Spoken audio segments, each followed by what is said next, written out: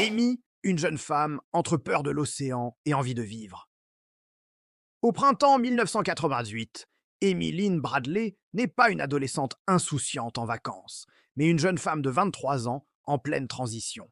Elle vient de terminer ses études à Longwood University, en Virginie, travaille dans un restaurant réputé, et chez S apprête à commencer un nouveau poste dans une société des Ishi informatique à son retour de vacances.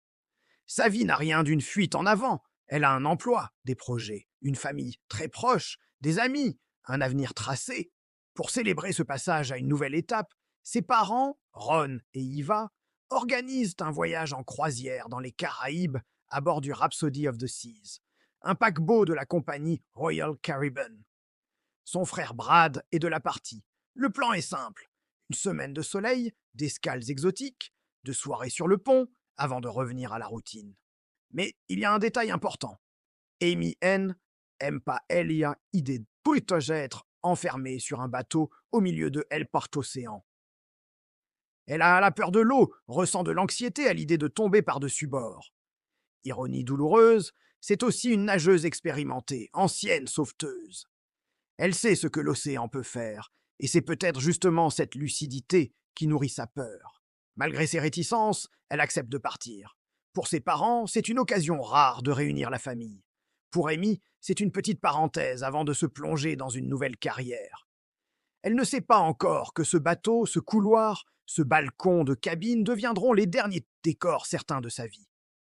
Le 21 mars 1998, la famille embarque à San Juan, Porto Rico. Le Rhapsody of the Seas est une ville flottante. Restaurants, bars, discothèques, piscines, des milliers de passagers. Le trajet doit les mener vers Aruba, Curaçao, puis d'autres îles. Federal Bureau of Investigation. Les premiers jours se passent sans incident. Amy se détend, sort avec son frère, profite des soirées. Hélène est pas naïve.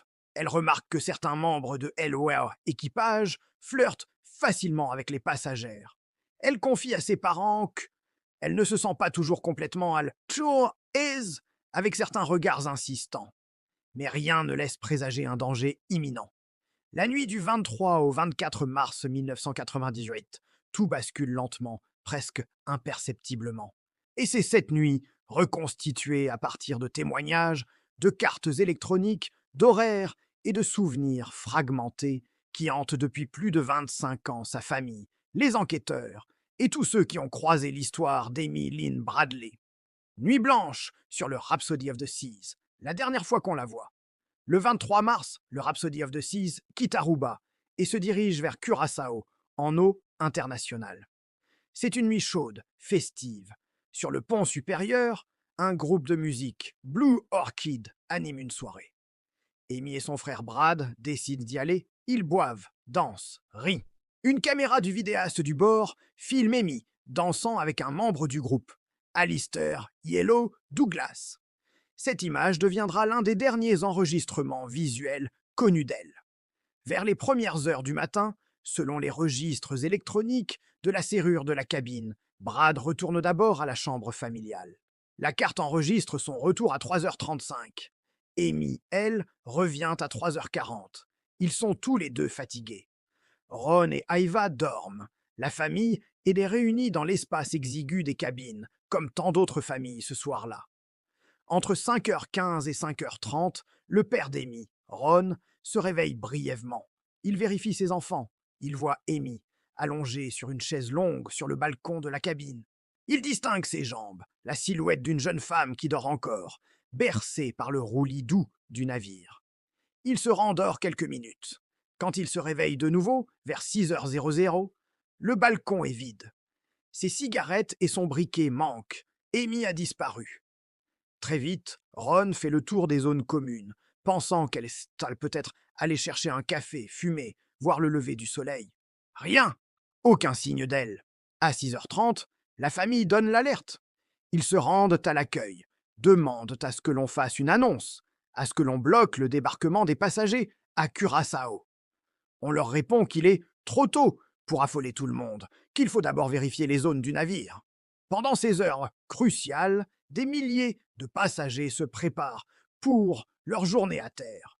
Lorsque le navire arrive à Curaçao, les passagers sont autorisés à débarquer normalement.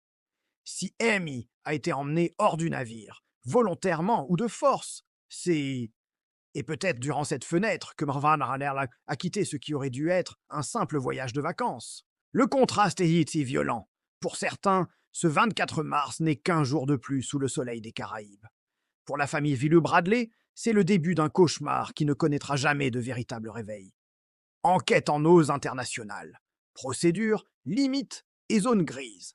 La disparition d'Amy ne se produit pas dans un quartier de banlieue, ni dans un parc surveillé, mais sur un paquebot en eaux internationales, sous pavillon étranger, faisant escale dans plusieurs juridictions. C'est un cauchemar logistique pour toute enquête. Dès le signalement, la sécurité du navire mène des recherches internes. Couloirs, ponts, piscines, cabines accessibles. Mais aucune trace d'Amy. Le bateau, après Curaçao, poursuit sa route. Quand la famille insiste pour que le navire retarde son départ ou immobilise les passagers, la réponse reste hésitante, bureaucratique. On craint la panique, les réclamations, le chaos. La garde côtière des Antilles néerlandaises mène une recherche en mer de 4 jours, avec hélicoptères et avions radars. Aucun corps, aucune trace. Pour un esprit qui croit à l'accident, cette absence peut être interprétée comme un simple effet de l'immensité de l'océan. Mais pour ceux qui connaissent Amy, lifeguard, expérimenté, en bonne forme physique, peur instinctive des balustrades, l'hypothèse de la chute accidentelle ou du suicide semble de moins en moins convaincante. Les enquêteurs eux-mêmes diront plus tard que Hélène n'existe aucune preuve que elle ait chuté, été poussée ou se soit suicidée. C'est là qu'entre en scène le FBI. Le cas d'Amy est rapidement ouvert comme enlèvement, kidnapping possible, et une fiche officielle est publiée. Amy Lynn Bradley est déclarée portée disparue, possiblement victime de crime, avec une récompense fédérale offerte pour toute information menant à sa localisation ou à arrestation de responsables. Federal Bureau of Investigation. Sur le plan technique, plusieurs éléments sont analysés. Le système de verrouillage électronique de la cabine qui confirme les heures de retour dans la chambre. Les caméras de surveillance du navire, limitées, parfois inexistantes dans certaines zones à l'époque. Les listes de passagers et de membres d'équipage, leurs affectations, leurs emplois du temps, leurs antécédents, les procédures de sécurité maritime de Royal Caribbean. Qui était responsable de quoi en cas de disparition? À quel moment avertit-on les autorités côtières? La compagnie chartre un bateau privé pour poursuivre les recherches en mer, en parallèle de la garde côtière. Mais la famille Bradley se plaint très tôt de la lenteur des réactions de l'absence d'annonce immédiate, du fait que des passagers aient pu descendre à Curaçao avant que elle, on sache si Amy était à bord ou non. Ce temps perdu dans les affaires de disparition est souvent irrattrapable. Sur le plan juridique, affaire illustre les failles du droit maritime international. Un crime potentiel commis sur un navire battant pavillon étranger, en route entre plusieurs pays, avec des passagers de nationalités différentes. Qui enquête? La compagnie? Le pays du pavillon? Le pays de la victime? Le port d'escale le plus proche? Dans cette confusion, l'enquête technique patine. Pendant ce temps, la famille des Amy retourne sur le continent avec un sentiment d'irréalité. Ils sont montés à 4 sur ce bateau et descendent à 3, sans corps, sans explication, sans adieu. Les fantômes de Curaçao. Je l'ai vu. Trafic humain et hypothèse. C'est après la croisière que l'affaire Amy Bradley prend une dimension presque irréelle. Car contrairement à d'autres disparitions en mer, plusieurs témoignages de possibles sightings vont apparaître au fil des ans, principalement à Curaçao et dans la région. Aucun ne sera formellement confirmé. Tous contribueront à alimenter la théorie d'un enlèvement et d'un trafic humain, sans jamais la transformer en certitude. 1 mois après la disparition, la famille se rend à Curaçao pour distribuer des affiches et parler aux locaux. Un chauffeur de taxi les aborde. Il prétend avoir vu une jeune femme correspondant à la description des EA. Amy, le jour même où le navire était au port, courant sur le parking cherchant un téléphone. Il jure se souvenir de ses yeux verts, détails rares, ainsi que de certains traits spécifiques. Il dit l'avoir vu ensuite à d'autres endroits de l'île. Aucune preuve matérielle ne viendra étayer son récit, Mais pour la famille, c'est la première fissure dans l'idée d'une mort en mer. Quelques mois plus tard, 2 plongeurs canadiens affirment avoir croisé une femme ressemblant à Amy sur la plage de Playa Porto Mari, entourée de 2 hommes au comportement contrôlant, agressif. L'un d'eux ressemblerait, d'après leurs souvenirs, au musicien Yellow. Ils racontent que la femme, en entendant l'anglais, se serait tournée vers eux, semblant vouloir établir un contact avant d'être éloignée vers le bar. Ils se souviendront avec précision de ces tatouages. L'un des plongeurs dira plus tard « Je suis hanté par cette rencontre. Je sais que c'était elle. » Le FBI enquête, mais ne parvient pas à corroborer l'histoire. En 1989, un officier de la marine américaine, William Hefner, affirme qu'une femme l'aurait abordé dans un bordel de Curaçao, disant s'appeler Amy Bradley, implorant de l'aide et expliquant qu'elle était retenue contre son gré après avoir quitté un navire de croisière. Il ne signale pas l'incident immédiatement, craignant pour sa carrière militaire, et ne contacte la famille qu'en 2002, après avoir vu la photo d'Amy. Lorsque le FBI recherche le lieu, le bordel a brûlé.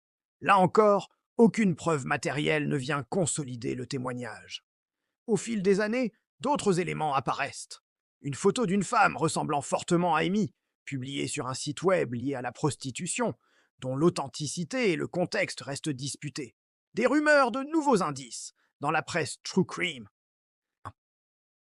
Et plus récemment, en 2025, des articles évoquant 3 nouvelles pistes importantes liées notamment à une activité suspecte sur un site internet et à la possibilité que Amy ait eu un enfant après sa disparition. Des éléments qui restent à ce jour au stade de l'enquête sans confirmation publique officielle. Fox News. La théorie dominante dans une partie de Elle qu'Opinion est celle-ci. Amy aurait été repérée à bord, peut-être ciblée par un réseau, puis enlevée et emmenée à terre à Curaçao avant d'être intégrée à un réseau de traite sexuelle. C'est une hypothèse que plusieurs commentateurs, documentaires et émissions ont relayée, mais qu'aucune preuve forensique n'est venue graver dans le marbre. D'un point de vue strictement factuel, il n'existe pas au jour, lui, de preuves irréfutables que Amy ait été victime de trafic. Mais l'accumulation de témoignages, même fragiles, combinée à absence de corps, et au contexte spécifique des croisières, ces villes flottantes, difficiles à contrôler, propices aux zones grises, suffit à alimenter un soupçon persistant. The Sun, C1, est dans cet entre-deux que Elle pourra faire se fige, assez d'éléments pour douter de l'accident, pas assez pour affirmer un scénario criminel avec certitude. Enlevé ou en fuite, analyse psychologique des scénarios. Le sous-titre de ce documentaire pose la question frontalement. Kidnapped or escaped? Enlevé ou en fuite? Pour l'aborder sérieusement, il ne faut pas examiner les principales hypothèses et les confronter au profil connu d'Amy, tel que décrit par sa famille, ses amis, les sources publiques. 1. La chute accidentelle ou le suicide. C'est la première hypothèse évoquée à bord.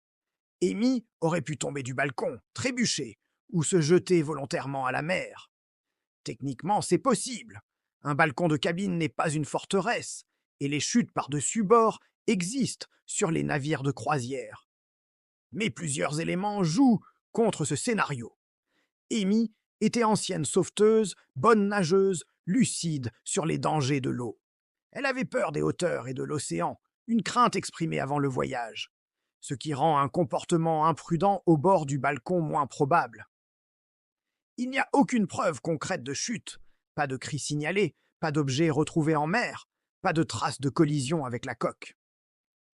Les recherches intensives n'ont rien donné. Federal Bureau of Investigation. D'un point de vue psychologique, rien dans sa vie ne suggère une envie de mourir. Elle avait un emploi, une offre de travail future, des liens familiaux forts, des projets. Le suicide ou l'accident restent possibles en théorie, mais apparaissent faiblement cohérents avec ce que l'on sait d'elle et des circonstances. 2. La disparition volontaire, la fuite. Pour que l'hypothèse de la fuite soit valable, il faudrait imaginer qu'Amy, en quelques heures, décide de disparaître pour toujours, abandonnant sa famille, avec laquelle elle est très proche, son futur emploi, sa vie entière. Elle aurait trouvé une manière de quitter le navire à Curaçao de survivre sans laisser aucune trace rassurante à ses proches. Alors même que son visage circulait dans les médias, que des récompenses étaient offertes, que des émissions de télévision racontaient de son histoire. Psychologiquement, ce scénario demande de supposer chez elle une volonté radicale de rupture, une capacité à supporter la chaude idée que ses parents et son frère la croient pas morte. Quelque chose qui contredit fortement le portrait d'Oïs, une jeune femme attachée à sa famille. Bien sûr, les vies intérieures sont opaques et personne ne connaît totalement l'autre. Mais en l'absence d'indices d'un conflit majeur, la disparition volontaire apparaît comme une hypothèse à faible probabilité. 3. L'enlèvement et la traite humaine. C'est l'hypothèse la plus souvent évoquée aujourd'hui. Amy, repérée sur le navire, aurait été kidnappée, peut-être droguée, puis emmenée à Curaçao pour être exploitée sexuellement. Les témoignages de la plage, du taxi, du bordel, la photo controversée, les nouvelles pistes évoquées en 2025, tout cela s'aligne avec ce scénario possible. Pour un criminologue, plusieurs éléments renforcent sa plausibilité. Les croisières sont des environnements où l'anonymat est facile. Passagers qui montent et descendent, port avec beaucoup de va-et-vient, surveillance fragmentée. The Sun. La traite humaine profite justement de ces zones grises juridiques et géographiques. Le fait que la famille N étant jamais reçu de demande de rançon peut expliquer si le but N n'était pas l'extorsion, mais l'exploitation. Mais les limites restent majeures. Il n'en existe aucune preuve matérielle irréfutable des Tortov, un tel réseau impliqué dans cette affaire, ni de traces vérifiées des et émis après 1998. Toutes les visions reposent sur des mémoires humaines, parfois des années après les faits. 4. Un crime isolé à bord, suivi d'une dissimulation. Une autre variante, plus sombre, est qu'un individu ou un petit groupe à bord ait pu agresser Amy, puis se débarrasser de son corps en mer avant l'arrivée à Curaçao. Dans ce scénario, les éventuelles visions ultérieures seraient des confusions ou de simples coïncidences. On sait que certaines personnes à bord, passagers ou membres d'équipage, ont été interrogées, notamment le musicien avec qui elle dansait cette fameuse nuit. Aucun n'a été officiellement inculpé. Le manque de scènes de crime claires, le délai dans la réaction du navire, l'absence de vidéos exploitables laissent un vide que les théories remplissent. Du point de vue psychologique, ce qui rend l'affaire Amy Bradley si dérangeante, c'est que toutes les hypothèses sont imparfaites. Si elle est morte en mer, pourquoi aucune trace? Si elle a fui, pourquoi un tel silence absolu malgré l'ampleur de la médiatisation? Si elle a été enlevée et exploitée, comment se fait-il qu'en plus de 25 ans, aucun élément concret n'ait émergé pour le prouver? Dans ce vide, ce sont les émotions qui prennent le dessus. L'espoir obstiné de la famille, la colère contre les compagnies de croisière et le système maritime, la fascination macabre d'un public friand de true crime et la peur profonde, presque primitive, de l'idée de disparaître en mer. Entre mer, mythe et justice, ce qui reste d'Amy plus de 25 ans après la nuit du 23 au 24 mars 1988, Amy Lynn Bradley est toujours officiellement portée disparue. Le FBI maintient sa fiche sur la liste des personnes recherchées, avec une récompense pouvant aller jusqu'à 25 000 $ pour toute information crédible, tandis que sa famille offre encore davantage pour un retour vivant. Federal Bureau of Investigation. L'affaire a été racontée dans des émissions comme America's Most Wanted, Unsolved Mysteries, Disappeared, des podcasts, et plus récemment dans une série documentaire Netflix, Amy Bradley is Missing, sortie en 2025, qui revient sur la nuit de la disparition, les témoignages controversés et les nouvelles pistes. En octobre 2025, un article de Fox News relate que des enquêteurs parlent de 3 nouveaux éléments majeurs dans le dossier, incluant une activité suspecte sur un site web et des informations laissant penser que Amy pourrait avoir eu un enfant après sa disparition. Ces pistes, pour l'instant, restent du domaine de l'enquête, sans changement judiciaire concret. Mais elles suffisent à raviver, chez certains, l'idée qu'elle pourrait être encore en vie, quelque part. Fox News. Pendant ce temps, la famille Bradley continue de vivre dans un temps suspendu. Ils n'ont ni corps, ni lieu de recueillement, ni certitude. Ils n'ont qu'une série de fragments, une vidéo sur un pont de bateau, des registres de cartes magnétiques, des témoignages contradictoires, des promesses de nouvelles pistes, et un océan immense, indifférent. L'affaire d'Amy est devenue, au-delà de son cas individuel, un symbole des dangers invisibles des croisières. Juridiction floue, enquête tardive, communication opaque, et parfois, selon les critiques, priorité donnée à l'image commerciale plutôt qu'à la transparence. The Sun. Mais il serait injuste de réduire Amy à une simple affaire de croisière. Elle était une personne, une fille, une sœur, une amie, une jeune femme qui posait pour des photos, qui aimait la musique, qui avait des projets. Le true crime a tendance à transformer les gens en personnages, la disparue mystère, la victime de trafic, et à oublier ce que le crime enlève vraiment, une vie pleine, tridimensionnelle.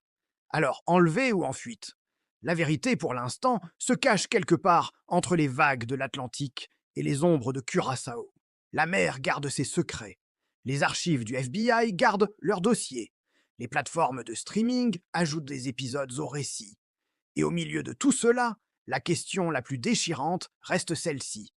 Si Amy est encore en vie, c'est-elle seulement que le monde la cherche encore? Et si elle ne l'est plus, combien de temps faudra-t-il à la justice humaine pour la mettre et poser enfin un point final, là où depuis 1998, il n'y a qu'une suspension de phrase?